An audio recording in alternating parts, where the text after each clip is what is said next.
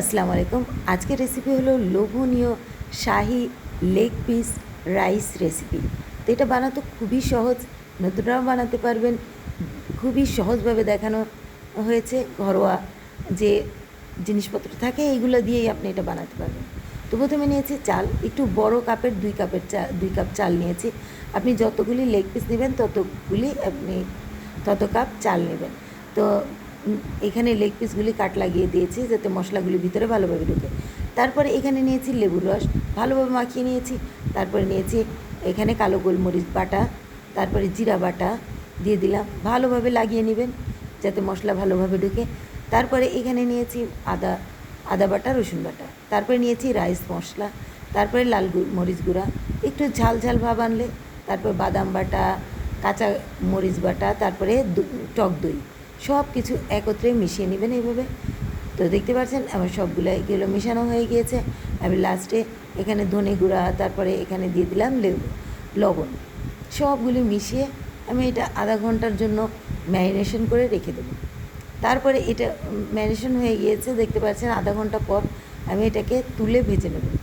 আমি এখানে তেল এবং ঘি দুইটাই দিয়ে দিয়েছি যাতে চিকেনের ফ্লেভারটা ভালো আসে। তারপরে এখানে আমি 5 মিনিট উল্টে পাল্টে ভেজে নেব। এই পিঠ 2 মিনিট মতো আর ওই পিঠ 2 মিনিট মতন এইভাবে ভেজে উল্টে পাল্টে নিব। খুব বেশি ভাজবেন না, নাহলে এটার জুসি ভাবটা চলে যাবে। তো আমি দেখতে পাচ্ছেন আমি এটাকে তুলে নেব। এটাকে আমি তুলে নিয়েছি এইভাবে, প্লেটে তুলে নেবেন। তারপর এখানে কিছু মশলা অ্যাড করবেন, গোটা গরম মশলা, তেজপাতা। তারপরে এখানে নিয়ে নেবেন পেঁয়াজ, লাল লাল করে সবগুলিকে ভালো করে ভেজে নেবেন। পেঁয়াজ ভাজায় আপনি লবণ দিলে কিন্তু তাড়াতাড়ি পেঁয়াজটা লাল লাল করে ভাজা হয়ে যায়। তারপরে এখানে নিয়েছি আমি ওই যে ম্যারিনেশন করে রাখা যে মশলাগুলো, আর হলো একটু টমেটো সস। আপনি চিলি সসও ব্যবহার করতে পারেন, আমি টমেটো সস ব্যবহার করেছি। এখানে আরও সস ব্যবহার করতে পারেন, যেমন সয়া সস, পেস্টার সস, এগুলো ব্যবহার করতে চাইলে আপনি করতে পারেন।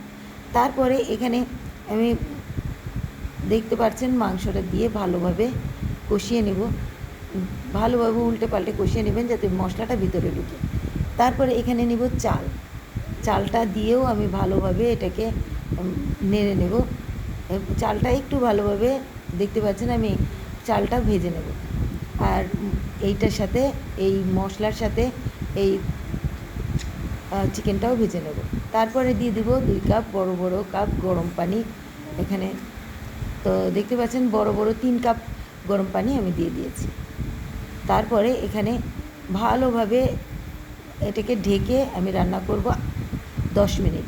10 মিনিট রান্না করার পর দেখেন প্রায় হয়ে আসছে।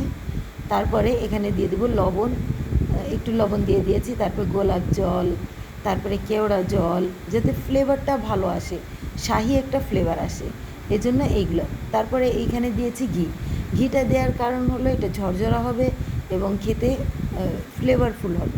তারপরে দিয়েছি কাঁচামরিচ দিলে কিন্তু একটা সুন্দর একটা স্মেল আসে, খেতে ভালো লাগে। তারপরে রাইস একটু কম যদি সিদ্ধ হয় একটু দুধ দিয়ে দেবেন, আমি গাঢ় দুধ দিয়ে দিয়েছি, এতে স্বাদ বেড়ে যাবে। তারপরে তো দেখতে পাচ্ছেন তারপরে আরও 10 মিনিট ঢেকে রান্না করেছি। তারপরে চিকেনটা আমি উল্টে পাল্টে দেবো। চিকেনটা উল্টে পাল্টে দেওয়ার পর এখানে এক পিস ভালোভাবে উল্টে পাল্টে দিয়ে আমি নেড়ে নেব। রাইসটা কতটা ঝরঝরে হয়েছে দেখতেই পাচ্ছেন।